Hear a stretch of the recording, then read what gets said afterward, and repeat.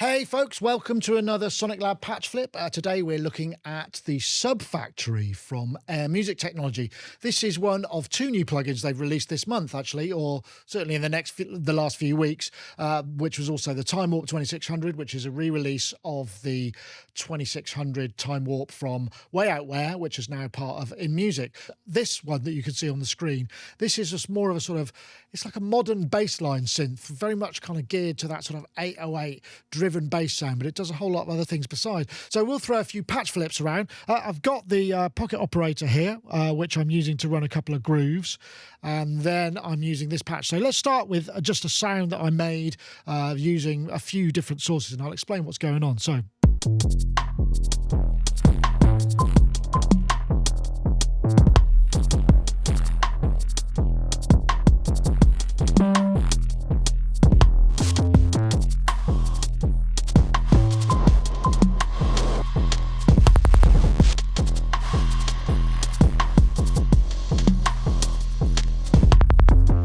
So let's just take a look and see how this sound is constructed. If I start with the initial tone, we've just got sine, score, sine, saw, try, and this is a wavetable, so I can blend between them, starting with the sine, and then the B side, I turn that on.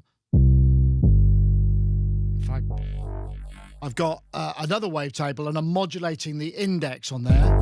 We've got a pitch envelope, an amplitude envelope. Pitch envelope we can apply to either or both, one shot, and a filter envelope. And then in the sample, if I take those off, I've got some noise. So together, I've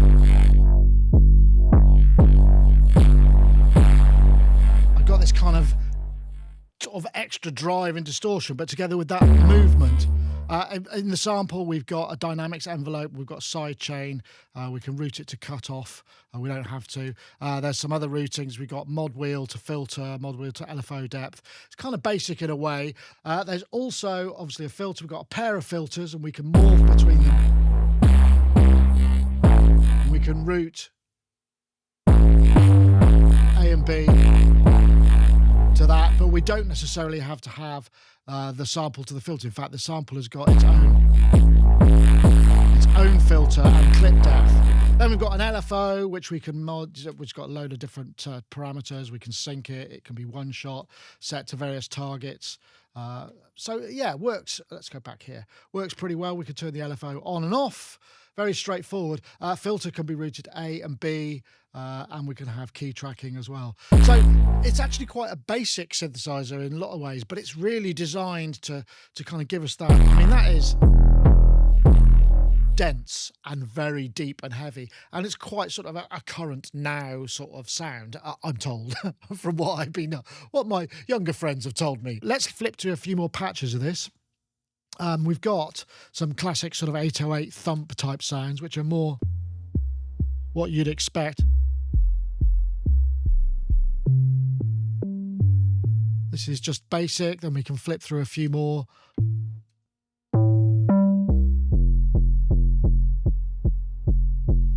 Like that.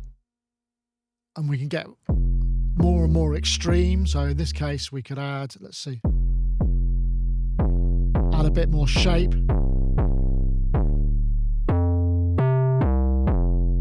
And it's just got that real sort of chattering. I wonder if we go really far.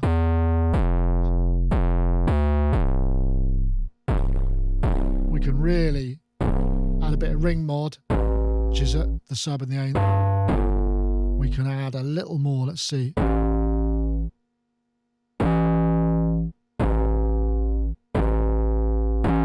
got filter and which we can have to one shot.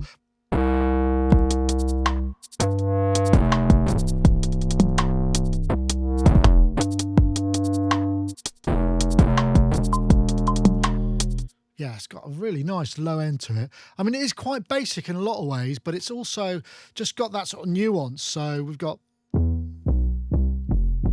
some of these are just monster. So these are just sort of 808. Going to hear a lot of these kind of sounds, but also by the fact that we can add, if it's not cutting through, we can add those higher harmonics. So as we know, some of these sounds sound great, but not on bigger speakers, but we can add, with a bit of shaper, we can add higher harmonics, which will give it a bit more cut through on smaller speakers. So it's quite specialised, certainly these 808.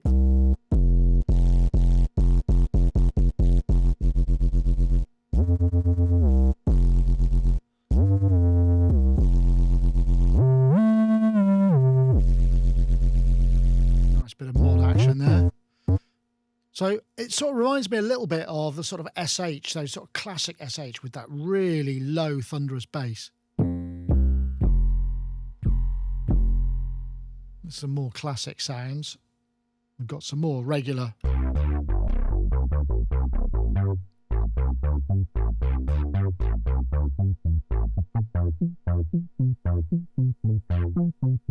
So I've got another patch here which I programmed, which is more of sort of traditional sounding bass sound. Let's just bring that filter. I didn't mention, but we've got multiple filter types on the A and the B side, and we can morph between them. And this sound has just got a 2 A and B tones, and then I'm adding basically three bass tones. Got a bit of spread stereo width on it, which you can say. Got a little pattern here, so I can modulate the filter with the mod wheel.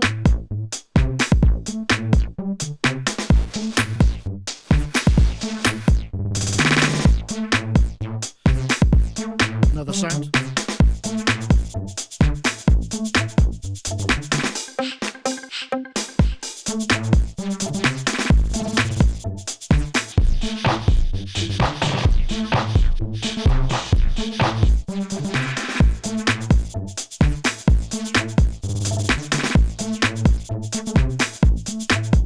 A bit more of traditional sound. Again, got that big thunderous kind of amount of stuff in there.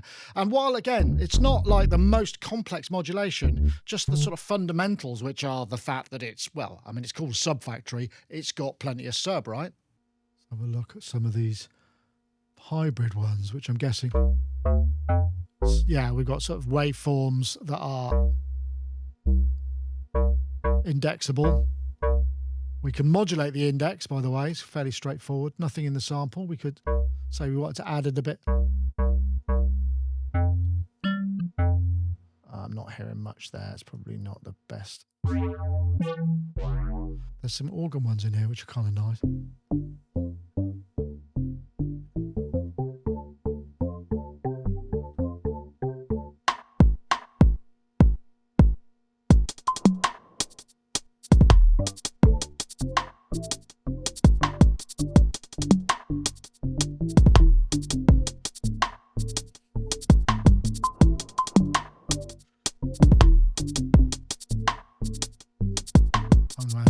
Some drive to that. We can do unison stuff as well. We can add quite a lot of unison. Probably a bit much there, but let's have a look at some of this, some of these effects.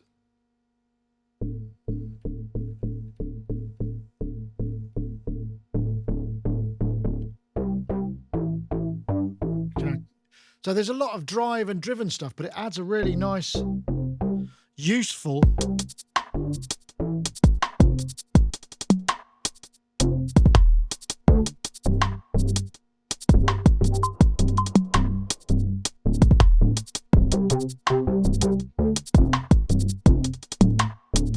sort of front end to it, like I say. Let's try a couple more.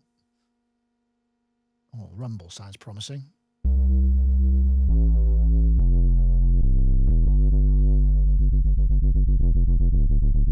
Got a wub vibe. Sounds.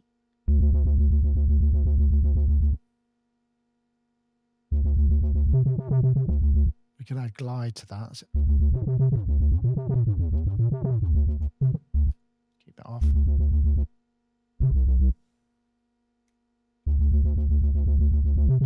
Quite a lot of LFO shapes here, I'm guessing.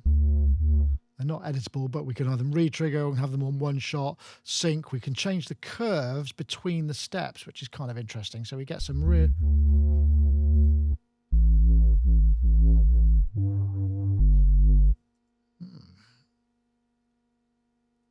Got some Reese spaces. Oh, goodness me.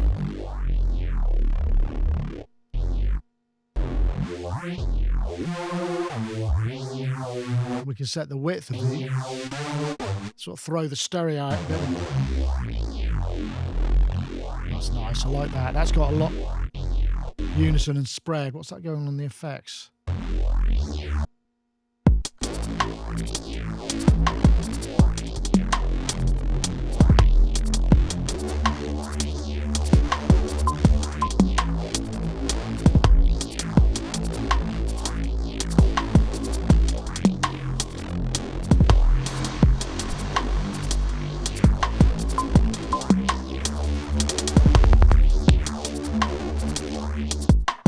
Yeah, I like that. So there seems to be quite a number of just those sort of solid bass sounds that you're probably going to want to find. They kind of made it limited, which I think is probably a good idea, just sort of fit for a specific purpose. Probably sort of aimed at more of your beat makers and people who just need that sort of really solid bass line. I really like that, the effects in there, certainly the EQ. 6 dB at 140 hertz. I wonder how far we can go.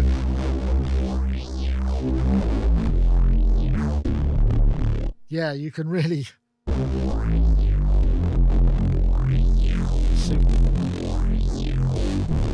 clip that as well.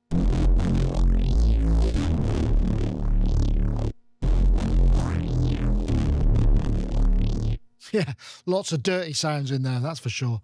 You can automate all of this UI, but there is no way to kind of learn. You know, I would like to see a right-click MIDI learn, so I could be very easily sort of tweaking parameters on the synth rather than in automation. I know a lot of people who make beats using these sort of sounds are kind of quite mouse-driven, so it might not be an issue for them, but I'd prefer to be able to just MIDI map these. But you can get to all of these parameters. There's also, there's no sort of library page or program changes, which I guess, you know, might suit most people, but these are the sort of things that would be, I would imagine, relatively easy to fix and change. So I hope you've enjoyed that look at the Subfactory. I must say, I do think it's got something about it, that extra low end and the sort of manipulation of all the things to do with bass. It feels very tightly focused. So that's it for this time. Thanks very much. We'll see you next time.